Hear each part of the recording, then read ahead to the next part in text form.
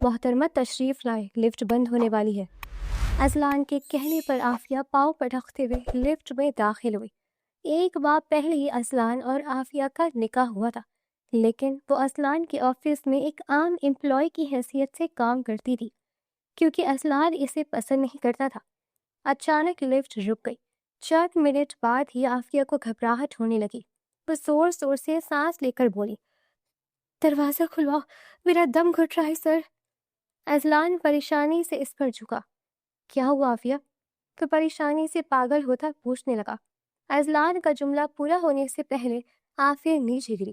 Azlan نے فوراً اسے باہوں میں بھرا اور جب لفٹ کھلی تو پورا آفس یہ دیکھ کر حیران رہ گیا۔ ان کا مغرور باس عافیہ کے چہرے پر جھک کر وہ کب سے گرمی میں کھڑی باہر دروازہ بجا رہی تھی، مگر ابھی تک کوئی دروازہ کھولنے نہیں آیا تھا۔ پہلے تو وہ کوفت کا شکار ہوئی، مگر اب اسے پریشانی ہو رہی تھی۔ اتنی دیر تو امی نہیں لگاتی، اللہ خیر کرے۔ اس نے دوبارہ بیل پر ہاتھ رکھا تھا، تبھی دروازہ کھلا۔ امی کتنی دیر لگا دی آپ نے، میں پریشان ہو رہی تھی۔ ارے بیٹا میں نماز پڑھی تھی۔ اوہ اچھا، اس طرف تو میرا دھیان ہی نہیں گیا، بہت گرمی ہے باہر تو۔ ہاں بیٹا گرمی تو سچ میں بہت ہے، بس میں نماز پڑھنے لگی ہوں تو اس لیے دروازہ کھلنے میں دیر ہو گئی۔ آؤ تم بیٹھو، میں تمہارے لیے شربت لے کر آتی ہوں۔ گھر کے اندر آ کر عافیہ نے دروازہ بند کیا تھا، چادر اتار کر سائڈ پہ رکھی تھی اور چارپائی پر گرنے کسی انداز میں وہ بیٹھی تھی۔ تبھی رفت کچن سے اس کے لیے شربت کا گلاس لے آئی تھی۔ کیا بات ہے بیٹا، اتنی مایوس کیوں لگ رہی ہو؟ منہ لٹکائے بیٹھی۔ بیٹی کا رفت بیگم نے چہرہ اپنے ہاتھ میں لیا تھا۔ چلو یہ شربت پیو اور وضو کر کے تم بھی نماز پڑھ لو، اور میں کھانا لگاتی ہوں، پھر مل کر کھانا کھاتے ہیں۔ عافیہ نے چپ چاپ ماں کے ہاتھ سے شربت کا گلاس لے کر پیا تھا۔ کیا بات ہے عافیہ، اتنی پریشان کیوں لگ رہی ہو؟ تمہارا انٹرویو تھا، بتاؤ کیسا ہوا؟ امی انٹرویو تو ہمیشہ ہی اچھا ہوتا ہے، مگر اصل بات تو تب ہے نا جب نوکری ملے گی۔ ہر جگہ رشوت اور سفارش چلتی ہے، میرٹ کو تو کوئی پوچھتا ہی نہیں ہے۔ ارے بیٹا مایوس نہیں ہوتے، اللہ کے گھر پر امید رکھو، تمہیں ضرور تمہاری محنت کا صلہ ملے گا۔ پچھلے 6 ماہ سے یہی سن رہی ہوں، محنت کا صلہ ملے گا، نہ جانے کب ملے گا۔ وہ پاؤں پٹکتی کمرے میں چلی گئی تھی۔ رفت بیگم کچن میں آ کر کھانا بنانے لگی تھی۔ وہ کمرہ بند کر کے واش روم چلی گئی تھی اور پانی کی نل کھول کر کتنی دیر تک وہ اپنے منہ پر ٹھنڈے پانی کے چھینٹے مارتی ہوئی روتی رہی تھی۔ اس کے آنسو تھے کہ رکنے کا نام ہی نہیں لے رہے تھے۔ آخر کار اس نے اپنا ضبط کھو دیا اور وہ پھوٹ پھوٹ کر رونے لگی تھی۔ 6 ماہ پہلے اس نے اپنی ڈگری مکمل کی تھی اور تب سے وہ بہت سی جگہوں پر اپلائی کر چکی تھی۔ آج یہ 7ویں جگہ تھی جہاں وہ انٹرویو دینے گئی تھی۔ انٹرویو اس کا ہمیشہ اچھا ہوتا تھا، مگر دوبارہ کبھی کسی وہاں سے جواب نہیں موصول ہوا۔ ظاہر ہے عافیہ کے پاس سوائے ڈگری کے اور کچھ نہیں تھا۔ وہاں پر لڑکے اور لڑکیاں جتنے بھی انٹرویو دینے آتے تھے، سب دکھنے میں ہی امیر کبیر گھرانوں کے لگتے تھے۔ کیا فائدہ اتنی مہنگی پڑھائی کر کے، ماں باپ کا پیسہ ضائع کر دیا، اور اب وہ بالکل ناکارہ گھر بیٹھی تھی۔ زیادہ سے زیادہ وہ محلے کے بچوں کو ٹیوشن پڑھا سکتی تھی، اس کے علاوہ اور کچھ نہیں کر سکتی تھی۔ اس سے تو اچھا تھا وہ اپنی ماں کے ساتھ سلائی کڑھائی کا کام سیکھ لیتی، کم از کم ماں کا ہاتھ تو پڑھاتی۔ عافیہ اپنی ماں کی محنت خوب سمجھتی تھی۔ 10 سال پہلے عافیہ کے والد منور حسین اس دنیا سے چلے گئے تھے۔ منور حسین ایک پرائیویٹ کمپنی میں جاب کرتے تھے۔ وہ اپنے پیچھے ایک گھر اور چند لاکھ کی سیونگ ہی چھوڑ گئے تھے۔ شوہر کے مرنے کے بعد رفت بیگم نے اپنے دن رات ایک کر دیے تھے۔ انہوں نے عافیہ کو اچھے اسکول میں پڑھایا تھا۔ کالج کے بعد جب عافیہ نے یونیورسٹی میں ایڈمیشن لیا تو وہ چاہتی تھی کہ وہ کسی گورنمنٹ یونیورسٹی میں ایڈمیشن لے، مگر رفت بیگم کی ضد تھی کہ عافیہ کسی اچھی اور بڑی یونیورسٹی میں پڑھے گی، اور ماں کی خواہش پر ہی اس نے شہر کی ایک مہنگی یونیورسٹی میں ایڈمیشن لیا تھا۔ رفت بیگم نے عافیہ کی ایڈمیشن فیس بھرنے کے لیے اپنی ساری جمع پونجی یہاں تک کہ زیور تک بیچ دیا تھا۔ ان کے شوہر منور کی خواہش تھی کہ ان کی بیٹی خوب پڑھ لکھ کر بڑی آفیسر بنے، اور اپنے عزیز شوہر کی یہ آخری خواہش پوری کرنے کے لیے رفت بیگم نے اپنی پوری زندگی لگا دی تھی۔ عافیہ نے ڈگری تو حاصل کر لی تھی، مگر گورنمنٹ جاب حاصل کرنا آج کے دور میں ناممکن ہو گیا تھا، اسی لیے عافیہ نے پرائیویٹ کمپنیز میں اپلائی کیا تھا، مگر ابھی تک اسے مثبت جواب نہیں مل رہا تھا۔ رفعت بیگم کے حالات یہ ہو گئے تھے کہ وہ بڑی مشکل سے 2 وقت کی روٹی چلا رہی تھی۔ ایسا نہیں تھا کہ عافیہ ہاتھ پر ہاتھ رکھ کر بیٹھی تھی، وہ شروع سے ہی محلے کے بچوں کو ٹیوشن پڑھاتی تھی، مگر ٹیوشن سے گھر تو نہیں چل سکتا تھا نا۔ اوپر سے آج کل رفعت بیگم کی طبیعت پہلے سے کافی خراب رہنے لگی تھی۔ عافیہ نے کتنی بار ماں سے کہا تھا کہ وہ اس کے ساتھ جا کر کسی اچھے ڈاکٹر سے چیک اپ کروا لے، مگر رفعت بیگم مان ہی نہیں رہی تھی۔ ظاہر ہے عافیہ بھی جانتی تھی کہ بڑے ہاسپٹلز کے چیک اپ کی فیس اور ٹیسٹ کے بھاری بلز ادا کرنے کے لیے اس کے پاس ابھی پیسے نہیں تھے۔ اگر اس کی کہیں اچھی جگہ نوکری لگ جاتی تو وہ اپنی ماں کا کم از کم چیک اپ تو کروا لیتی، اور اس کی خواہش بھی یہی تھی کہ وہ پہلے ہی تنخواہ پر اپنی ماں کو کسی اچھے ہسپتال سے چیک اپ کروائے گی۔ مگر پچھلے 6 ماہ سے اس کی جوتیاں گھس گئی تھی، مگر اسے کہیں سے بھی خاطر خواہ جواب موصول نہیں ہوا تھا، اور آج تو وہ بالکل ہی اپنی ہمت چھوڑ چکی تھی۔ بہت سارا رو لینے کے بعد وہ وضو کر کے باہر نکلی تھی، اور جانماز بچھا کر نماز پڑھنے کے بعد وہ خود کو سنبھالتی باہر آئی تھی۔ اس کے آنے تک رفعت بیگم ٹیبل پر کھانا لگا چکی تھی۔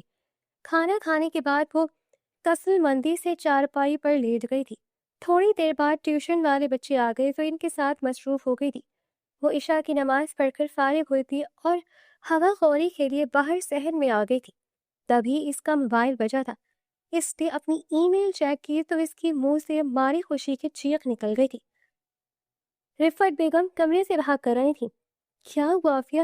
کیا کوئی چکلی دیکھ لی؟ اتنی بڑی ہو گئی ہو اور نہ جانے تمہیں کب عقل آئے گی، کیوں پاگل کی طرح چلا رہی ہو؟ امی بات ہی چلانے والی ہے، آپ کو بتاؤں گی تو آپ کا بھی یہی حال ہو جائے گا۔ وہ ماں کے گلے لگ کر جھوم گئی تھی۔ ارے بتاؤ تو صحیح، ہوا کیا ہے؟ وہ غصے سے بولی تھی۔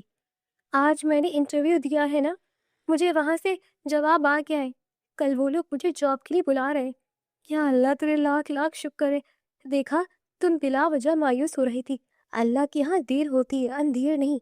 چلو جاؤ 2 رکعت شکرانے کی نفل ادا کرو، بلا وجہ اللہ سے اتنے شکوے کر رہی تھی، اب اللہ تعالیٰ نے اتنی بڑی خوشخبری دی ہے تو شکر ادا کرنا تو بنتا ہے نا۔ جی جی امی جا رہی ہوں۔ پوری رات ماری خوشی کی عافیہ کو نیند نہیں آئی تھی۔ صبح فجر کی اذان کے ساتھ ہی اٹھ گئی تھی۔ نماز پڑھنے کے بعد وہ باہر اپنی امی کے پلنگ پر قرآن پاک لے آئی تھی اور دونوں ماں بیٹی مل کر تلاوت کرنے لگ گئی تھی۔ چلو عافیہ تم جا کر تیاری کر لو، میں تمہارے لیے ناشتہ بناتی ہوں۔ نہیں امی آپ بیٹھے، میں ناشتہ بناتی ہوں، ابھی بہت ٹائم ہے۔ عافیہ نے ماں کو واپس بٹھا دیا اور کچن میں جا کر ناشتہ بنانے لگی تھی۔ اس کے بعد تیاری کر کے وہ آفس نکلی تھی۔ اس کی آفس کا پہلا دن تھا۔ وہ نروس تو بہت تھی، مگر تھوڑی سی گھبراہٹ کے بعد وہ بالکل نارمل ہو گئی تھی۔ اس کے آفس کے مینیجر سرفراز عافیہ کو بہت اچھے لگے تھے۔ سرفراز صاحب ادھیڑ عمر کے آدمی تھے۔ انہوں نے عافیہ کو اپنے آفس میں بلا کر ڈیٹیل سے عافیہ کو اس کا کام سمجھایا تھا، اور اس کے بعد اس کو اس کی چیئر پر بھیج دیا تھا۔ شروع میں عافیہ کو کہیں نہ کہیں مشکلات کا سامنا کرنا پڑا تھا، مگر اس کے آفس کا ماحول اور وہاں کے سارے لوگ بہت اچھے تھے۔ اس کے 1-2 سینئرز کے علاوہ وہاں جتنے بھی لوگ تھے سارے نیو کمر تھے۔ آفندیز انٹرپرائزز کمپنی کے یہ ایک نیو برانچ اوپن ہوئی تھی۔ 6 ماہ پہلے اس برانچ کی لانچنگ ہوئی تھی۔ یہی وجہ تھی کہ یہاں پر زیادہ تر کام کرنے والے نئے لوگ ہی تھے۔ اس پورے آفس کو سرفراز صاحب ہی مینیج کرتے تھے۔ ابھی تک پچھلے 1 ماہ سے عافیہ نے یہاں اپنے باس کو نہیں دیکھا تھا، کیونکہ وہ بہت کم آتے تھے، اور آتے بھی تھے تو وہ سیدھا اپنے آفس میں آ کر واپس چلے جاتے تھے۔ آفس میں موجود بہت کم امپلائیز اپنے باس سے ملے تھے۔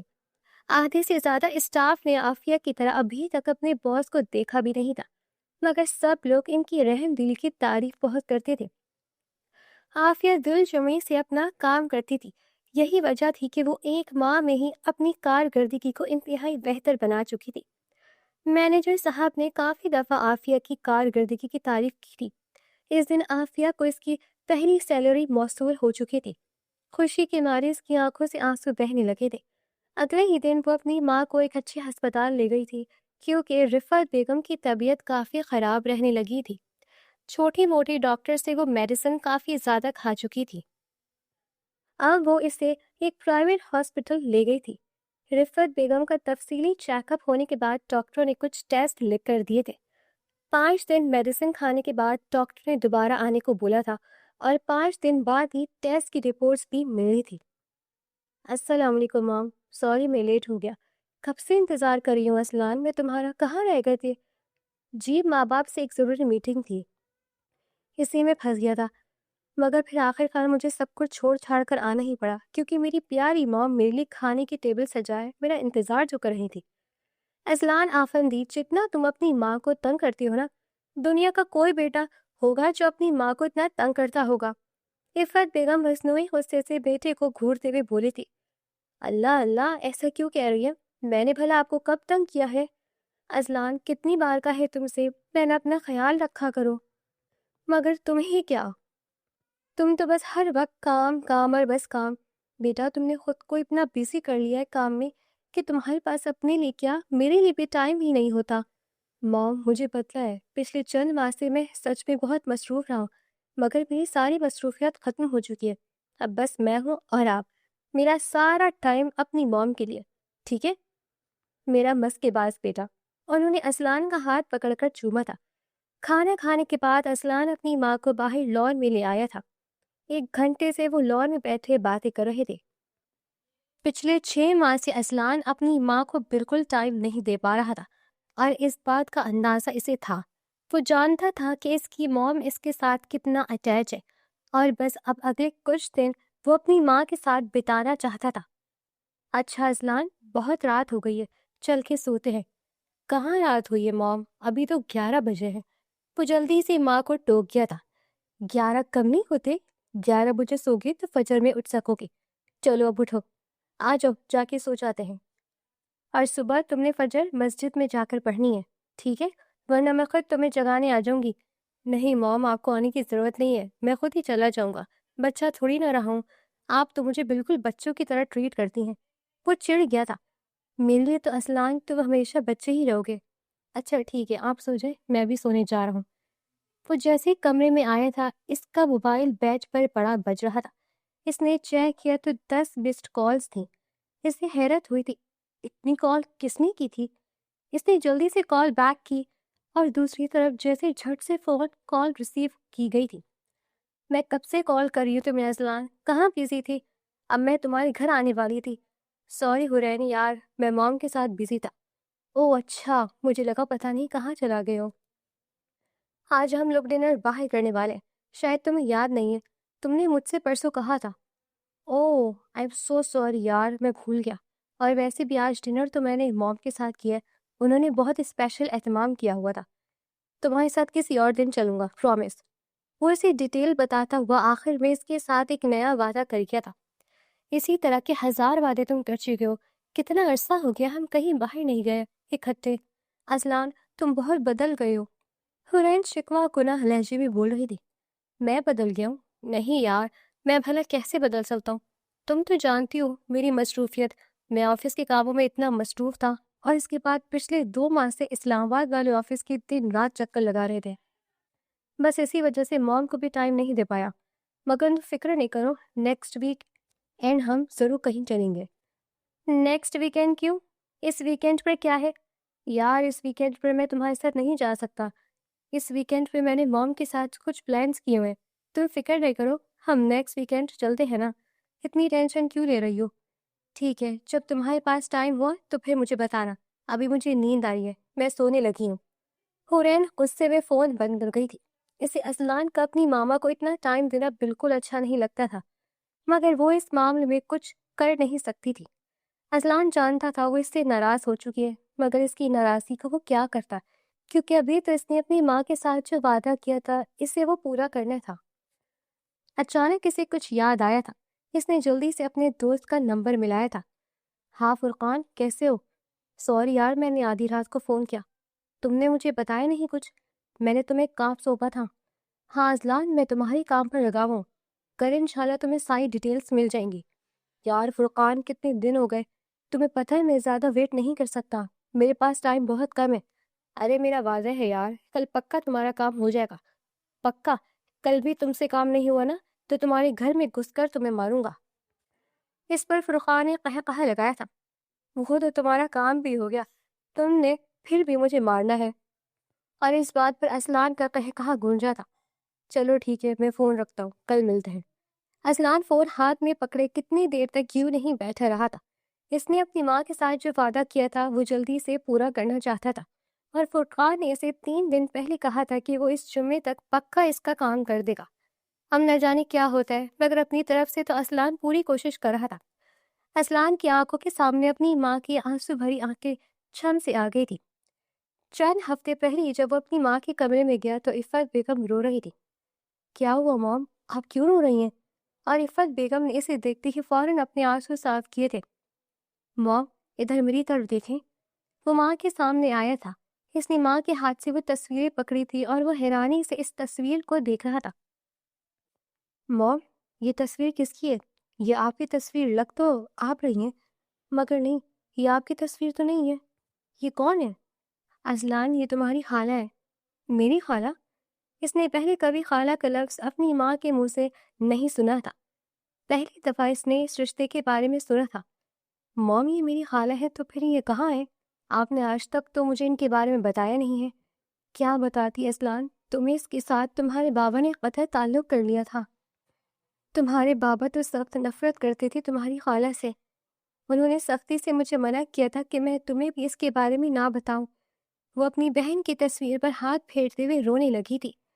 اصلان نے اتنی شدت کے ساتھ اپنی ماں کو پہلی دفعہ روتے دیکھا تھا۔ اتنا تو وہ اصلان کے بابا خاقان افندی کی موت پر بھی نہیں روئی تھی۔ مگر ماما کیوں؟ بابا کیوں کرتے تھے خالہ سے نفرت؟ اور یہ کہاں آپ کبھی اپنی بہن سے ملی نہیں؟ تمہارے بابا میرے تایا ابو کے بیٹے تھے نا، اور تمہیں تو پتہ ہے تمہاری نانا، شاید تمہیں یاد ہو، تمہاری نانا تمہارے بابا سے کتنی محبت کرتے تھے۔ ہمارے ابو کا اپنا کوئی بیٹا نہیں تھا، اپنے بڑے بھائی کے بیٹے کو اپنا بیٹا سمجھتے تھے، اور یہ بات سچ ہے، خاقان نے ہمیشہ میرے ابو کا بیٹا بن کر دکھایا تھا۔ تمہارے چچا بھی تھے، اور چچا کے نام پر اصلان چونکا۔ وہ تو اپنے کسی چچا کو جانتا تک نہیں تھا۔ عمران آفندی، میرا رشتہ تمہارے بابا کے ساتھ طے تھا، اور تمہاری خالہ کا تمہارے چچا کے ساتھ، مگر تمہاری خالہ رفت اپنی کلاس فیلو منور کو پسند کرنے لگی تھی۔ میری شادی ہو چکی تھی، تم پیدا ہونے والے تھے جب ہمارے گھر میں سمجھو جنگ چھڑتی رہی تھی۔ رفت نے عمران سے شادی سے انکار کر دیا تھا، اور عمران رفت کا بچپن سے دیوانہ تھا، اور ابو ان کو بھلا یہ بات کیسے برداشت ہو سکتی تھی کہ وہ اپنی بیٹی کا رشتہ جو انہوں نے بچپن سے اپنے بھتیجے سے طے کیا ہوا تھا، وہ بھتیجے سے رشتہ ختم کر کے باہر غیروں میں کر دیتے۔ بس تمہاری نانا بھی ضد پر اڑ گئے، اور دوسری طرف رفت بھی ضد میں، وہ بھی بالکل ابو پر گئی تھی، اور ایک رات چپکے سے وہ منور کے ساتھ اس گھر سے بھاگ گئی تھی۔ تمہارے بابا نے اور ابو نے پاکستان کا کونا کونا جھان مارا، مگر نہ جانے وہ کہاں چھپ گئی کہ ہمیں کبھی دوبارہ نہیں ملی۔ منور کے خاندان والوں کو بھی منور کا کچھ پتہ نہیں تھا، ہمیں کچھ خبر نہیں ملی، اور تمہارے چچا عمران نے خودکشی کر لی۔ خودکشی کے نام پر اصلان چونکا تھا۔ کیوں؟ انہوں نے خودکشی کیوں کر لی؟ وہ رفت سے بہت محبت کرتے تھے۔ ان کے لیے یہ سب برداشت کرنا بہت مشکل تھا کہ رفت اسے چھوڑ کر کسی اور کے ساتھ بھاگ گئی، اور عمران کی موت کے بعد تو رفت کا اس گھر میں نام لینے پر پابندی لگ گئی تھی۔ ابو نے ہر چیز جلا دی تھی، اس کی ساری تصویریں، ایک ایک چیز جو اس کی یاد دلاتی تھی، ابو نے سب کو آگ لگا دی تھی، اور یہی حال تمہارے بابا کا تھا۔ یہ ایک تصویر نہ جانے میں نے کیسے ان سے چھپا کر رکھی تھی۔ تمہارے نانا نانی کے انتقال کے بعد ایک تمہارے بابا ہی تھے میرا واحد رشتہ، اور پھر وہ بھی چلے گئے۔ اللہ گواہ ہے تمہارے بابا نے مجھے رفت کی وجہ سے نہ کبھی تانا دیا، نہ کبھی کسی قسم کی سرزنش کی، مگر انہوں نے مجھے صاف کہہ دیا تھا کہ اگر میں کبھی رفت کا نام ان کے سامنے لوں گی تو وہ یہ گھر چھوڑ کر چلے جائیں گے، اور انہی کی ضد پر میں نے تمہیں بھی کبھی تمہاری خالہ کے بارے میں نہیں بتایا۔ وہ اصلان کو ساری بات بتانے کے بعد صوفے پر بیٹھ کر رونے لگی تھی۔ اصلان نے وہ تصویر اٹھا کر دیکھی تھی۔ بالکل آپ کی طرح دکھتی ہیں۔ ہاں، ہم دونوں بہنوں میں ایک دوسرے کی شبیہ بہت زیادہ تھی، مگر تمہاری خالہ بہت پیاری تھی، مجھ سے بھی زیادہ پیاری۔ تو ماما کیا آپ کا دل نہیں چاہتا اپنی بہن سے ملنے کو؟ اصلان کیسے مل سکتی ہوں؟ تمہارے بابا کی زندگی میں تو یہ سب آسان نہیں تھا، اور اب اگر میں کوشش بھی کروں تو نہ جانے وہ کہاں چلی گئی ہے، اس کے بارے میں تو کچھ بھی نہیں جانتی۔ مام ٹھیک ہے، بابا خالہ کو پسند نہیں کرتے تھے، مگر وہ آپ کی بہن ہے، اور میرے خیال میں تو آپ کو ایک دفعہ کوشش کرنی چاہیے۔ اگر آپ کہیں تو میں خالہ کو ڈھونڈنے کی کوشش کروں؟ اور عفت بیگم حیرانی سے بیٹے کو دیکھ رہی تھی۔ اصلان مجھے لگا تھا حقیقت جاننے کے بعد تم بھی اپنی خالہ سے نفرت کرنے لگو گے۔ نہیں موم، میں بھلا ان سے نفرت کیوں کروں گا؟ انہوں نے جو بھی کیا ہے ان کا ذاتی معاملہ ہے، اور پھر وہ آپ کی سگی بہن ہے۔ اگر تم رفت کو ڈھونڈو گی نا تو میں سکون سے مر سکوں گی۔ موم میں وعدہ کرتا ہوں میں خالہ کو ضرور ڈھونڈوں گا۔ اور اس دن سے اصلان اپنے ہر طرح کے ذرائع استعمال کرتے ہوئے ان کو ڈھونڈنے میں مصروف ہو گیا تھا، مگر ابھی تک اسے کہیں سے پازیٹیو رسپانس نہیں ملا تھا۔ اس نے اپنے دوست ڈی سی فرقان اجمل کو اس بارے میں بتایا تھا۔ اس نے وعدہ کیا تھا کہ وہ ضرور اس کا کام کر دے گا، مگر ابھی تک اس نے بھی کوئی جواب نہیں دیا تھا، تو اس لیے فون کر کے خود اس سے پوچھا تھا۔ اور اگلے دن وعدے کے مطابق فرقان نے اس کو ایک لوکیشن سینڈ کی تھی۔ لوکیشن کراچی کی ہی تھی۔ اصلان فوراً ماں کی طرف بھاگا تھا۔ موم آپ تیار ہو جائے، ہم ابھی کہیں باہر جا رہے ہیں۔ باہر جا رہے؟ مگر کہاں اصلان؟ اتنی صبح صبح کہاں تم مجھے لے جانے والے ہو؟ موم چلے نا پلیز۔ اور تقریباً 9 بجے وہ گھر سے نکلے تھے۔ اصلان تم مجھے کہاں لے جا رہے ہو؟ موم آپ کو وہاں لے جا رہا ہوں جہاں آپ کا ایک بہت پیارا رشتہ رہتا ہے۔ تم سچ کہہ رہے ہو؟ پلیز اب آپ روئیں گی نہیں۔ موم میں آپ کی آنکھوں میں کبھی آنسو نہیں دیکھ سکتا۔ اور عفت بیگم کو تو یقین نہیں آ رہا تھا چند دن پہلے کہیں بات کو ان کا بیٹا پورا کر دے گا۔ عافیہ باقاعدگی کے ساتھ اپنی ماں کو دوائیاں دے رہی تھی۔ 5 دن بعد انہوں نے دوبارہ جانا تھا، مگر اس دن عافیہ کو چھٹی نہیں ملی تھی، تو عفت بیگم خود ٹیکسی کر کے ہاسٹل پر چلی گئی تھی۔ ان کے ٹیسٹ کی رپورٹ آ چکی تھی، اور ڈاکٹر نے جو خبر ان کو سنائی تھی، رفت بیگم کے تو پیروں سے زمین نکل گئی تھی۔ رفت بیگم کو کینسر تھا، اور وہ بھی لاسٹ سٹیج پر۔ ڈاکٹر ان کو جلد از جلد ہاسپٹل ایڈمٹ ہونے کے لیے بول رہے تھے۔ ڈاکٹر صاحب میں دوبارہ جلد اپنی بیٹی کے ساتھ آؤں گی، ابھی میں چلتی ہوں۔ ڈاکٹر نے رفت بیگم کو کینسر ہاسپٹل ریفر کر دیا تھا۔ شکست خوردہ قدموں سے رفت بیگم گھر میں داخل ہوئی تھی، اور باہر پلنگ پر بیٹھ کر وہ دوبارہ سے اپنے ٹیسٹ رپورٹس دیکھنے لگی تھی۔ ایسے کیسا ہو سکتا تھا؟ وہ اتنی موذی بیماری کا شکار کیسے ہو سکتی تھی؟ ان کو تو اپنی فکر نہیں تھی، مگر ان کے جانے کے بعد عافیہ کیا ہوتا؟ انہوں نے تو ابھی عافیہ کا کوئی رشتہ بھی نہیں کیا تھا۔ وہ جیسے پاگل سی ہو گئی تھی۔ ان کو سمجھ نہیں آ رہا تھا وہ کیا کرے۔ ان کا تو کوئی اس دنیا میں تھا ہی نہیں۔ وہ کمرے میں آئی تھی اور اپنا بکسا کھولا تھا۔ اس میں تصویروں کو ایک البم نکال کر بیٹھ گئی تھی۔ شام کے 5 بج رہے تھے جب عافیہ گھر میں آئی تھی۔ وہ سیدھی کچن میں گئی تھی، مگر رفت بیگم کچن میں نہیں تھی، تو وہ ان کے کمرے میں چلی گئی۔ امی کیا ہو گیا آپ کو؟ آج پھر آپ پر اداسی کا دورہ چڑھ گیا نا؟ دیکھیں ان تصویروں کو، آپ ہے میرے پاس، مجھے تو کسی دوسرے تیسرے رشتے کی ضرورت ہی نہیں ہے، مگر میرے ہوتے ہوئے بھی جب آپ ان تصویروں کو دیکھ کر روتی ہیں تو مجھے بڑا دکھ ہوتا ہے۔ وہ آتے ہی ماں کو تصویریں دیکھتا پا کر غصہ کرنے لگی تھی۔ تبھی رفت بیگم نے چہرہ اٹھا کر بیٹی کو دیکھا تھا۔ امی کیا ہوا آپ کو؟ آپ رو کیوں نہیں ہے؟ میں ہوں آپ کے پاس، اور بتائیں آپ ڈاکٹر کے پاس گئی تھی نا، کیا بتایا ڈاکٹر نے؟ ڈاکٹر نے تو کچھ بھی نہیں بتایا، بس دوائی دے دی ہے، کہا ہے دوائی کھاؤ ٹھیک ہو جاؤ گی، اتنا بڑا کوئی مسئلہ نہیں ہے، تمہیں بلا وجہ پریشان ہو رہی تھی۔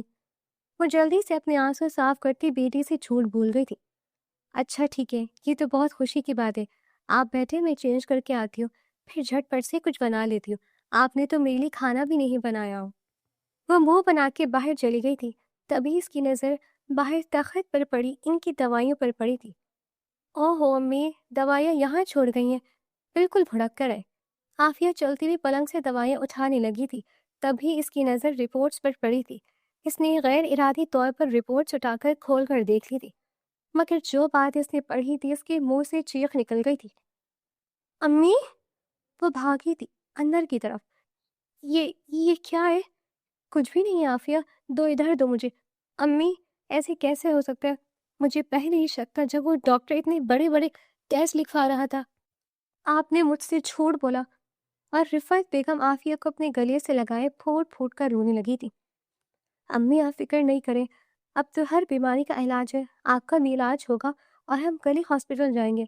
میں ٹھیک نہیں ہو سکتی، ڈاکٹر نے کہا ہے میرا کینسر کا لاسٹ اسٹیج ہے۔ اور آفی، میں نے ایک بات سوچی ہے، وہ اگلی گلی میں رہتی ہے نا سلطانہ، اس نے ہماری پڑوسی والی نسرین کی بیٹی کا رشتہ کروایا ہے۔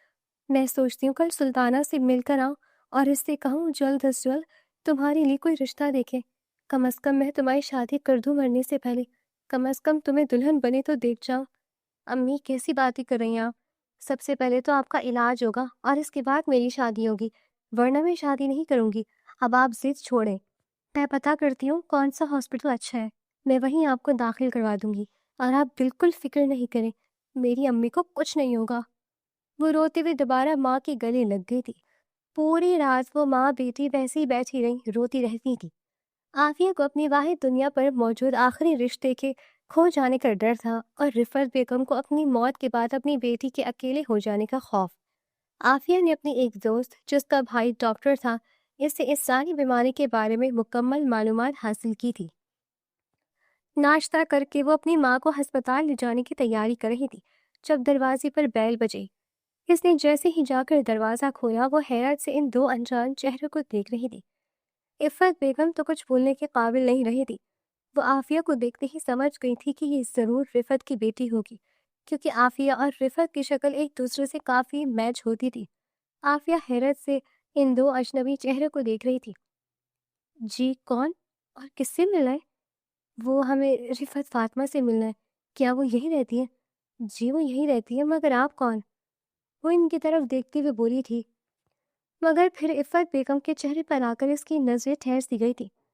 میں عفت فاطمہ ہوں، وہ روندی ہوئی آواز سے بولی تھی۔ آپ آئیں، اندر آئیں۔ امی، امی، آپ یہ وہیں سے اونچی آواز میں ماں کو پکارنے لگی تھی۔ امی دیکھیں، آپ سے کوئی ملنے آیا ہے۔ کون ہے عافیہ؟ اندر لے آؤ۔ کیسی ہو رفعت؟ عفت بہن کو دیکھتے ہوئے بولی تھی، اور کتنی ہی لمحے وہ بہنیں ایک دوسرے کی طرف دیکھتی جیسے کھو سی گئی تھی۔ ان دونوں کو ہی یقین نہیں آ رہا تھا، وہ دونوں بہنیں آج پورے 25 سال بعد مل رہی تھی۔ آپا؟ رفعت بیگم بہن کے گلے لگی تھی اور پھوٹ پھوٹ کر رونے لگی۔ اسلان اور عافیہ چپ چاپ اپنی ماں کو ایک دوسرے سے لپٹے روتا دیکھ رہے تھے۔ رفعت، میں نے تمہیں کتنا ڈھونڈا، کتنی دعائیں مانگی میں نے تمہارے لیے، تم سوچ نہیں سکتی میں آج کتنی خوش ہوں۔ آپا، میں نے بھی آپ کو بہت یاد کیا ہمیشہ، مگر ملنے نہیں آ سکتی تھی۔ وہ دونوں ایک دوسرے سے الگ ہوئی تھی، اپنے اپنے دل کا حال کہہ رہی تھی۔ چلیں آپ لوگ بیٹھے نا پلیز، عافیہ ان دونوں کو مخاطب کرتی بولی تھی۔ رفعت، یہ تمہاری بیٹی ہے؟ جی آپا، یہ میری بیٹی ہے عافیہ۔ رفعت بیگم نے عافیہ کو گلے سے لگایا تھا۔ ماشاءاللہ، جیتی رہو۔ اور رفعت، یہ میرا بیٹا ہے اسلان، اسی نے ہی میرے کہنے پر تمہیں ڈھونڈا ہے۔ آپا، آپ کو بھائی جان نے اجازت کیسے دے دی؟ عفت، تمہارے بھائی جان اس دنیا میں نہیں رہے۔ اور رفعت بیگم تو صدمے سے بہن کو دیکھ رہی تھی۔ عافیہ کچن میں چلی گئی تھی اور اسلان باہر صحن میں آ گیا تھا، اور وہ دونوں بہنیں اپنے اپنے دل کا حال ایک دوسرے کو بتانے میں مصروف تھی۔ خالہ، یہ نے چائے پئیں۔ عافیہ، تم لوگ کہیں جا رہے تھے؟ جی خالہ، وہ امی کا چیک اپ کروانا تھا۔ کیوں، کیا ہوا؟ اور رفعت بیگم ایک دفعہ پھر سے پھوٹ پھوٹ کر رونے لگی تھی۔ بہن کے بارے میں اتنی بڑی بات سن کر جیسے ہی عفت بیگم کے پیروں تلے سے زمین نکل گئی تھی۔ تم فکر نہیں کرو رفعت، تم بالکل ٹھیک ہو جاؤ گی، اور تم لوگ چلو میرے ساتھ، میں اسلان سے کہہ کر تمہارا کسی اچھے ہسپتال سے چیک اپ کرواتی ہوں، انشاءاللہ تم ٹھیک ہو جاؤ گی۔ آپا، مجھے نہیں لگتا میں بچ پاؤں گی، مگر پھر بھی اللہ کا شکر ہے جس نے جیتے جی مجھے آپ سے ملوا دیا۔ مجھے معاف کر دیں، میری وجہ سے آپ لوگوں نے کتنی مشکلات کا سامنا کیا۔ کیسی باتیں کر رہی ہو، ہم نے تمہاری وجہ سے کوئی مشکلیں نہیں دیکھی، بلکہ تم نے اسٹرگل کی ہے۔ منور کے اس دنیا سے جانے کے بعد تم ایک دفعہ مجھ سے ملنے کی کوشش تو کرتی۔ آپا، میں ڈرتی تھی کہیں آپ لوگ مجھے دھتکار دے تو میں کیا کرتی، اور غلطی بھی تو میری تھی۔ اچھا چھوڑو، جو ہوا بھول جاؤ۔ عفت بیگم بہن کو شہر کے سب سے بڑے ہسپتال میں لے آئی تھی۔ عافیہ نے اپنی آفس سے چھٹیاں لی ہوئی تھی۔ اسلان نے خالہ کے علاج میں کوئی کسر نہیں چھوڑی تھی، مگر رفعت بیگم کی طبیعت دن بدن خطرناک حد تک خراب ہی ہوتی جا رہی تھی، اور اس دن پھر انہوں نے اپنی بہن سے آخری خواہش کا اظہار کیا تھا۔ اور رفعت بیگم کو بھلا کیا اعتراض ہو سکتا تھا؟ ان کو تو خود عافیہ بہت پسند تھی۔ رفعت بیگم کی طبیعت کے پیش نظر ہسپتال میں ہی عافیہ اور اذلان کا نکاح ہو گیا تھا۔ عافیہ سے نکاح کے نام پر اذلان تو چیخ اٹھا تھا۔ وہ عافیہ سے بالکل بھی شادی نہیں کرنا چاہتا تھا۔ وہ تو حرین کو پسند کرتا تھا، مگر اذلان سے ایک یہی غلطی ہوئی تھی کہ اس نے ابھی تک ماں کو حرین کے بارے میں بتایا ہی نہیں تھا۔ اذلان، میری بہن موت کے انتظار میں پل پل مر رہی ہے اور تم میری اتنی سی خواہش پوری نہیں کر سکتے؟ شادی تو تمہیں کرنی ہے نا؟ کیا کہوں میں اپنی بہن کو انکار کر دوں؟ ایک مرتبہ کی آخری خواہش سمجھ کر عافیہ سے نکاح کر لو، کیا برائی ہے؟ پڑھی لکھی خوبصورت ہے۔ اور اذلان بھلا ماں کو کب روتا ہوا دیکھ سکتا تھا؟ اوپر سے حور اس سے ناراض ہو کر بنا بتائے ترکی چلی گئی تھی۔ نکاح کے 3 دن بعد رفعت بیگم کا انتقال ہو گیا تھا اور یوں آفا کو رفعت بیگم اس کی ماں کے سوئم کے بعد اپنے گھر لے آئی تھی۔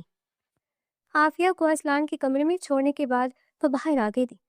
مما، آپ نے یہ ٹھیک نہیں کیا، میں کسی اور کو پسند کرتا ہوں، اس سے شادی نہیں کرنا چاہتا تھا، آپ نے میرے ساتھ اچھا نہیں کیا موم۔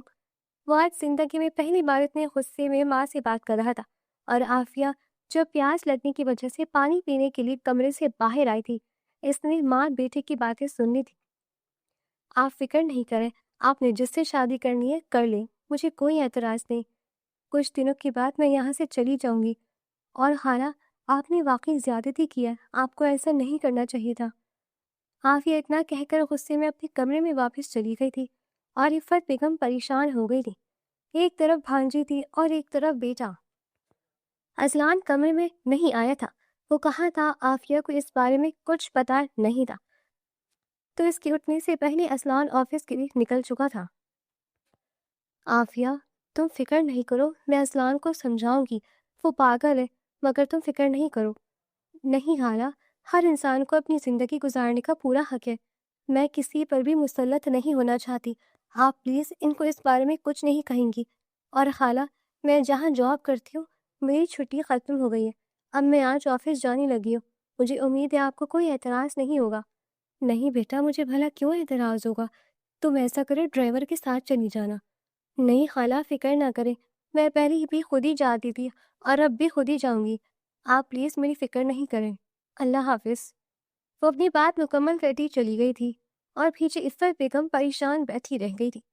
وہ تو سوچ بھی نہیں سکتی تھی کہ اذلان کسی اور کو پسند کرتا تھا، اور کرتا تھا تو یہ بات اسے تب بتانی چاہیے تھی نا کہ بعد میں۔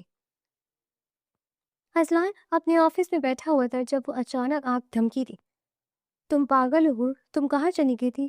میں نے تمہیں کتنی کالز کی۔ اس بات پر وہ کھلکھلاتی تھی۔ وہ یہی تو بے چینی اذلان کی آنکھوں میں اپنے لیے دیکھنا چاہتی تھی۔ تمہارے پاس میرے لیے ٹائم نہیں تھا تو میرا اچانک لندن جانے کا پلان بن گیا۔ یہ کون سی بات ہوئی؟ اس طرح بھلا بنا بتائے کون چلا جاتا ہے؟ وہ غصے سے بولا تھا، اور حرین کو اذلان کا حق جتانا سا غصہ بھی آج پیارا لگ رہا تھا۔ اچھا ٹھیک ہے، اب غصہ کرنے کی ضرورت نہیں ہے، چلو آؤ کہیں باہر چلتے ہیں، لنچ کا ٹائم ہو رہا ہے، مجھے بہت بھوک لگ رہی ہے، میں تمہیں لینے آئی ہوں، باہر چل کر کھانا کھاتے ہیں۔ اذلان اس کے ساتھ چلا گیا تھا۔ حرین کے ساتھ وہ عافیہ کو یکسر بھول چکا تھا، ورنہ حرین کے آنے سے پہلے وہ اسی پریشانی میں تھا کہ وہ کیا کرے گا۔ حرین اسے اپنے پسندیدہ ہوٹل میں لے آئی تھی۔ ابھی وہاں ان کو چند لمحے ہی گزرے تھے کہ ایک لڑکا حرین کو دیکھ کر دور سے ہاتھ ہلاتا اس کی طرف آیا تھا۔ ہائے حور، کیسی ہو؟ وہ لڑکا بے تکلفی سے حور کے گلے لگ گیا تھا۔ میں بالکل ٹھیک سالم، تم کب آئے؟ اور تم نے مجھے بتایا نہیں کہ تم پاکستان آ گئے ہو؟ وہ اس کے کندھے پر چپت لگاتی مصنوعی غصے سے بولی تھی۔ آئی ایم سوری ڈارلنگ، میں تمہیں سرپرائز دینا چاہ رہا تھا، 1-2 دنوں میں ٹائم نکال کر تمہارے گھر آنے والا تھا، مگر تم مجھے یہیں مل گئی۔ اوہ، یہ کون ہے؟ سالم کی اچانک اذلان پر نظر پڑی تھی، اور اذلان جن نظروں سے اسے دیکھ رہا تھا، سالم سٹ پٹاتے ہوئے حور کی طرف دیکھنے لگا تھا۔ یہ اذلان آفندی ہے، میرا بیسٹ فرینڈ۔ اوہ، کیسے ہیں آپ؟ سالم نے اذلان سے ہاتھ ملایا تھا۔ تھوڑی دیر سالم اور حرین آپس میں باتیں کرتے رہے۔ اذلان ان کے سامنے بالکل خاموش بیٹھا تھا۔ اچھا ٹھیک ہے حور، ابھی میں چلتا ہوں، مجھے بہت ضروری کام ہے، پھر کسی دن ملتے ہیں۔ ہاں ٹھیک ہے، بلکہ تم ایسا کرو، ڈنر پر میرے گھر آ جاؤ۔ حرین نے اسے جھٹ سے دعوت دے ڈالی تھی، اور سالم تو خوش ہو گیا تھا۔ ہاں بالکل، یہ آئیڈیا اچھا ہے، مجھے بھی تم سے ڈھیروں باتیں کرنی ہے۔ گلے ملتے ہوئے وہ اسے خدا حافظ کہتا چلا گیا تھا اور اذلان حیرت سے اپنے سامنے بیٹھی لڑکی کو دیکھ رہا تھا۔ حرین اس کے ساتھ جتنی بے تکلفی ہوتی تھی، اذلان کو وہ تو اتنا برا نہیں لگتا تھا، مگر آج جب وہ غیر مرد سے اس کے سامنے اتنی بے تکلف ہوئی تھی تو اذلان کا موڈ بری طرح سے آف ہو چکا تھا، اور اس بات کو حرین نے بھی نوٹس کیا تھا۔ کیا ہوا اذلان، تمہاری طبیعت ٹھیک ہے؟ ہاں حرین، میں بالکل ٹھیک ہوں، مجھے بہت بھوک لگ رہی ہے، کھانا آرڈر کرتے ہیں۔ اذلان نے ویٹر کو آواز لگائی تھی۔ کھانا آ چکا تھا، تبھی اذلان کا فون بجا تھا۔ مام کالنگ دیکھ کر اس نے جلدی سے فون اٹھایا تھا، مگر دوسری طرف اذلان کی مام کے بجائے ملازمہ بات کر رہی تھی۔ صاحب، بی بی جی کی طبیعت بڑی خراب ہو گئی ہے، ہم جلدی سے گھر آ جائیں، میں ڈرائیور کے ساتھ ان کو ہاسپٹل لے کے جا رہی ہوں، آپ وہیں آ جائیں۔ ماں کی طبیعت خرابی کا سن کر اذلان تو جیسے پاگل ہو گیا تھا۔ ٹھیک ہے، آپ ان کو ہاسپٹل لے آئیں، میں وہیں آ رہا ہوں، آپ فکر نہ کریں، میں 5 منٹ میں پہنچتا ہوں۔ کیا ہوا اذلان، کہاں جا رہے ہو؟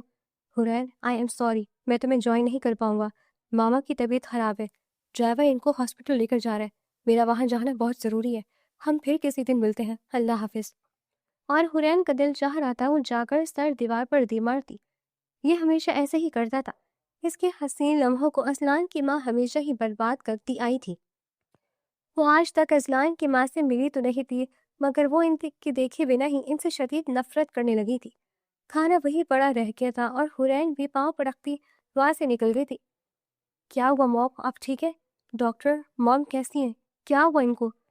کچھ نہیں اذلان صاحب، آپ پریشان مت ہو، شاید انہوں نے کسی بات کا اسٹریس لیا ہے، اس وجہ سے ان کی طبیعت خراب ہو گئی ہے، مگر ابھی پہلے سے کافی بہتر ہے، آپ ان کو لے کر جا سکتے ہیں اور ان کا بہت خیال رکھیے گا، کوشش کریں ان کو کسی قسم کی پریشانی نہ ہو۔ جی ڈاکٹر صاحب، آپ کو بہت بہت شکریہ۔ اذلان عفت بیگم کو اپنے ساتھ گاڑی میں بٹھا کر گھر واپس لے آیا تھا۔ راستے میں عفت بیگم نے اس سے کوئی بات نہیں کی تھی۔ موم، کیا ہو گیا آپ کو؟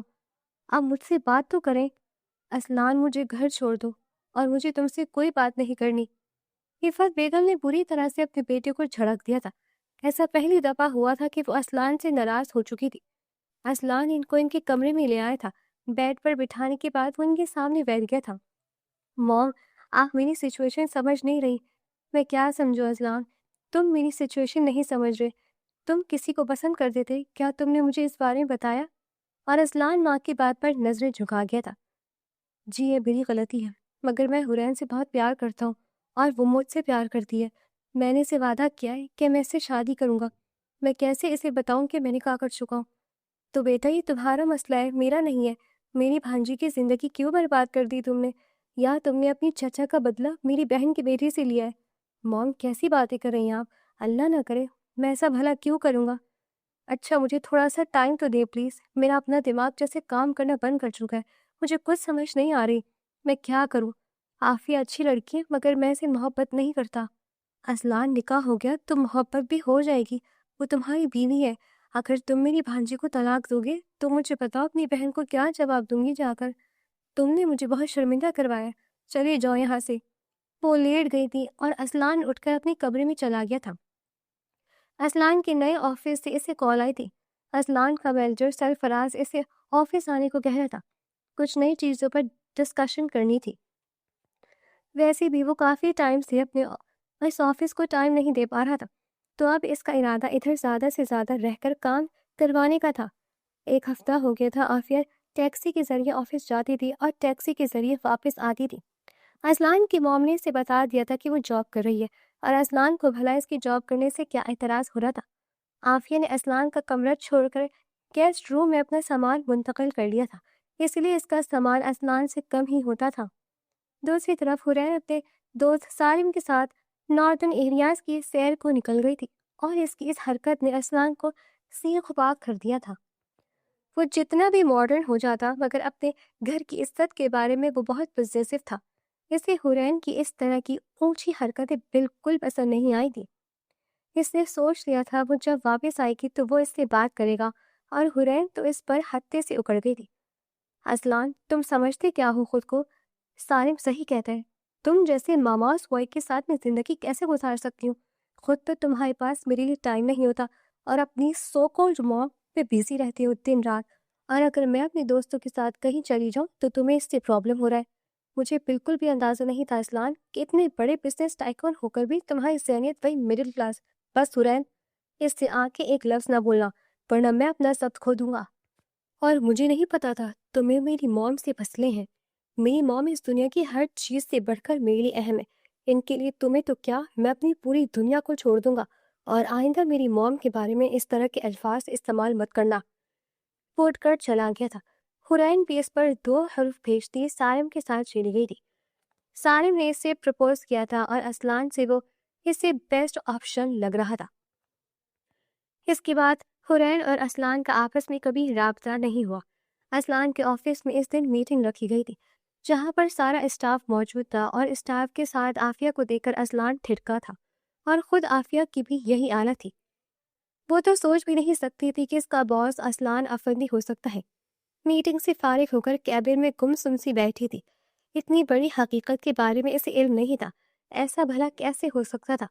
اسلان کے آفس میں کون سا میں اکیلی کام کرتی ہوں؟ ہزاروں لڑکیاں اس کے آفس میں کام کرتی ہیں. اس میں کون سی بڑی بات ہے؟ اتنا بدتمیز تو نہیں ہوگا کہ مجھے جاب سے نکال دے. وہ خود کو تسلی دیتی اپنے کام میں مصروف ہو گئی تھی مگر اس کا کام میں بھی بالکل دل نہیں لگ رہا تھا. مس عافیہ، جو فائل میں نے آپ کو دی تھی آپ نے ابھی تک مجھے وہ دی نہیں. سرفراز صاحب کو سر پر کھڑے دیکھ کر وہ سٹ پٹاتے ہوئے کھڑی ہو گئی تھی. آئی ایم سوری سر، میں ابھی کام مکمل نہیں کر پائی. چلیں کوئی بات نہیں، آپ آرام سے کام مکمل کریں. مجھے ایک ضروری کام سے باہر جانا پڑا ہے. یہ فائل بہت ضروری ہے. آپ نے اس فائل پر باس کے سائن کروا کر نادر کے آفس میں پہنچانی ہے. یہ آپ کی ذمہ داری ہے. آپ نے یہ کام ضرور کرنا ہے. ٹھیک ہے. اور باز کے نام پر وہ حیران ہوئی تھی. 1 گھنٹے کے اندر اس نے فائل پر کام تو مکمل کر لیا تھا مگر اب وہ اسلان کے آفس میں کیسے جاتی؟ تبھی نادر اس کے پاس آیا تھا. مس عافیہ، آپ نے ابھی تک وہ فائل ریڈی کر کے مجھے دی نہیں ہے. سرفراز صاحب کی 2 بار مجھے کال آ چکی ہے. جی سر، یہ فائل تو میں نے ریڈی کر لی ہے مگر ابھی وہ باس کے سگنیچر رہ گئے ہیں. بس تو جلدی جا کر سائن کروائے اور مجھے فائل دیں. وہ سر، عافیہ کچھ کہتے کہتی رکی. جی آپ کچھ کہنا چاہتی ہے؟ جی سر، وہ ایسا نہیں ہو سکتا. آپ خود جا کر باس سے سائن کروا لیں. مس عافیہ، آپ کے اس ان پروفیشنل ایٹیٹیوڈ کے بارے میں کیا کہوں؟ یہ آپ کا کام ہے اور آپ نے کرنا ہے. جلدی سے جائیں باس کے پاس، سگنیچر کروائیں اور 5 منٹ کے اندر یہ فائل میرے ٹیبل پر ہونی چاہیے. نادر صاحب جا چکے تھے مگر عافیہ کی حالت غیر ہو رہی تھی. آخر کار ہمت کرتی وہ اسلان کے آفس کی طرف بڑھی تھی. نوک کرنے کے بعد اجازت ملنے پر وہ اندر آئی تھی. سر، یہ اس فائل پر آپ کے سگنیچرز چاہیے. اس نے سنجیدگی سے کہتے اس کے سامنے فائل کھول کر پین اس کی طرف بڑھایا تھا. اسلان نے غور سے عافیہ کے چہرے کی طرف دیکھا تھا. اس نے سائن کیے تھے اور عافیہ جلدی سے وہ فائل لے کر باہر کی طرف بھاگی تھی. اسلان کتنی دیر تک دروازے کی طرف دیکھتا رہا تھا جہاں سے ابھی عافیہ گئی تھی. پہلے وہ کبھی آتا تھا مگر اب وہ باقاعدگی سے یہاں آنا شروع ہو گیا تھا. اس دن عافیہ آفس کے باہر کھڑی تھی جب آفس کی گاڑی اس کے قریب آ کر رکی تھی. باس کا حکم ہے، آپ کو آج سے پک اینڈ ڈراپ میں دوں گا. آپ پلیز گاڑی میں آ کر بیٹھے. اور عافیہ کو حیرت ہوئی تھی اتنی بڑی مہربانی وہ بھلا اس پر کیوں کرنے لگا تھا. وہ چپ چاپ بیٹھ گئی تھی کیونکہ پچھلے 20 منٹ سے اسے کوئی ٹیکسی نہیں ملی تھی اور موبائل اس کو آف ہو چکا تھا کہ وہ آن لائن کیب بک کروا لیتی. عافیہ 9 بجے آفس کے لیے جاتی تھی اور 9 بجے سے پہلے ہی آفس کا ڈرائیور آ جاتا تھا. گھر جانے کے بعد عافیہ عفت بیگم کے ساتھ تب تک بیٹھی رہتی تھی جب تک اسلان نہ آ جاتا مگر اسلان کے آتے ہی وہ اپنے کمرے میں چلی جاتی تھی. یہاں تک کہ جس دن وہ گھر پر ڈنر کرتا وہ کھانا اپنے کمرے میں منگوا لیتی تھی. عفت بیگم نے 1-2 بار اس سے اس ٹاپک پر بات کرنی چاہی مگر عافیہ نے یہ کہہ کر منع کر دیا کہ یہ میرا اور اسنان کا پرسنل معاملہ ہے، آپ اس میں نہ بولیں. اور کہیں نہ کہیں عافیہ ٹھیک تھی. اس بات کا احساس عفت بیگم کو تھا. وہ دن رات اللہ کے حضور رو رو کر دعائیں مانگ رہی تھی کہ اسلان اور عافیہ کے درمیان جو بھی رنجشیں ہیں وہ ختم ہو جائے. اس دن اسلان اور عافیہ آگے پیچھے ایک ساتھ آفس میں داخل ہوئے تھے. اسلان جیسے لفٹ کے اندر گیا عافیہ کے قدم وہیں رکے تھے. اس نے سوچا تھا وہ انتظار کر لیتی ہے مگر اسے باہر بت بنے دیکھ کر اسلان اس پر برہم ہوا تھا. محترمہ تشریف لائیں، لفٹ بند ہونے والی ہے. اسلان کے کہنے پر عافیہ پاؤں پٹکتی لفٹ میں داخل ہوئی. اچانک لفٹ رک گئی. چند منٹ بعد ہی عافیہ کو گھبراہٹ ہونے لگی. وہ زور زور سے سانس لے کر بولی، دروازہ کھلائے سر، میرا دم گھٹ رہا ہے. حسان پریشانی سے اس پر جھکا۔ کیا ہوا آفیہ؟ وہ پریشانی سے پاگل ہوتا پوچھنے لگا۔ اسلان کو جملہ پورا ہونے سے پہلے آفیہ نیچے گری۔ اسلان نے فوراً اسے باہوں میں بھرا اور جب لفٹ کھلی تو پورا آفس یہ دیکھ کر حیران رہ گیا۔ ان کا مغرور باس آفیہ کے چہرے پر جھک کر اس کو ہوش میں لانے کی کوشش کر رہا تھا۔ اسلان اسے باہر نکال کر لایا تھا۔ سرفراز، ایمبولینس کو کال کرو اور لفٹ کو ٹھیک کرواؤ۔ اسلان نے اپنے مینیجر کو بلایا تھا۔ سر، لفٹ میں کوئی مسئلہ ہو گیا ہے، دوبارہ چل نہیں رہی۔ ڈیمٹ، ڈرائیور سے کہو گاڑی سٹارٹ کرے، میں جا رہا ہوں۔ اسلان آفیہ کو گود میں اٹھائے سیڑھیوں کے راستے سے نیچے آیا تھا اور اسے گاڑی میں بٹھا کر وہ ہسپتال لے گیا تھا۔ لفٹ میں وہ پینک کر گئی تھی، یہی وجہ تھی کہ وہ بے ہوش ہو گئی تھی۔ اندھیرے سے آفیہ کو شروع سے ڈر لگتا تھا اور جب لفٹ رکی تو ایک دم سے اندھیرا چھا گیا تھا، اسی وجہ سے وہ بے ہوش ہو گئی تھی۔ کیسی ہو اب؟ اسے جیسے ہی ہوش آیا وہ اس کے قریب آیا تھا۔ اسے دیکھ کر وہ اٹھنے لگی تھی۔ تمہیں اندھیرے سے ڈر لگتا ہے؟ اسلان اس کے پاس ہی بیچ پر بیٹھا تھا۔ آفیہ بیٹ کے ساتھ ٹیک لگائے اٹھ کر بیٹھی تھی۔ اسلان کے سوال پر اس نے محض سر ہلایا تھا۔ اچھا چلو گھر چلتے ہیں۔ وہ اسی گاڑی میں اپنے ساتھ گھر لے آیا تھا۔ عفت بیگم کسی کام سے باہر گئی ہوئی تھی۔ وہ گیسٹ روم کی طرف بڑھنے لگی تھی جب وہ اس کا ہاتھ تھامے آگے بڑھ گیا تھا۔ میرا ہاتھ چھوڑیں، کہاں لے کر جا رہے ہیں آپ مجھے؟ پلیز باہر بلا سے، میں کوئی تماشا نہیں چاہتا، ہم بیٹھ کر بات کرتے ہیں۔ کمرے میں آتے ہی آفیہ اس پر چیخے دی۔ کیا مسئلہ ہے آپ کو؟ کیا بات کرنی ہے؟ جو بات کرنی ہے جلدی کریں۔ موم چاہتی ہے ہم ہمیشہ ایک دوسرے کے ساتھ رہیں۔ مجھے پتا ہے تو مجھے پسند نہیں کرتی، میں موم کو دکھ نہیں دینا چاہتا، ہم دونوں کی علیحدگی وہ برداشت نہیں کر سکے۔ اب میں یہ نہیں کہہ رہا کہ میں تم سے محبت کرنے لگا، مگر موم کہتی ہے کہ نکاح ہوا ہے تو محبت بھی ہو ہی جائے گی۔ میں نے تمہیں ہرٹ کیا، تمہاری عزت نفس کو مجروح کیا ہے، اس کے لیے میں تم سے معافی مانگتا ہوں۔ میں چاہتا ہوں ہم پچھلی باتیں بھلا کر ایک نئی زندگی شروع کریں۔ وہ سنجیدگی سے اس کی آنکھوں میں جھانکتا وہ بولا تھا، مگر آپ تو کسی اور سے محبت کرتے ہیں نا؟ ہاں کرتا ہوں تو تھا۔ آفیہ کے سوال پر وہ جیسے کھوسا گیا تھا، مگر نہ جانے کیوں تمہارے آنے کے بعد وہ محبت پھیکی پڑ گئی اور آہستہ آہستہ اپنی رنگت کھو کر جیسے خود بھی کہیں کھو سی گئی۔ میں پچھلے 1 ماہ سے اسی کشمکش میں ہوں۔ تمہارے اور حرین کے درمیان مجھے کسی ایک کا انتخاب کرنا تھا اور پھر میں نے تمہارا انتخاب کیا ہے۔ کیا تم مجھے قبول کرو گی؟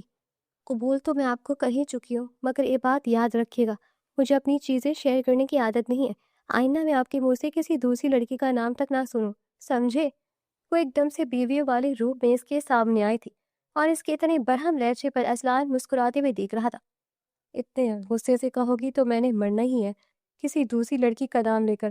میں وعدہ کرتا ہوں آفیہ اسلان آفندی کی زندگی میں آنے والی آخری لڑکی ہے، اور اسلان آفندی وعدہ خلافی نہیں ہے۔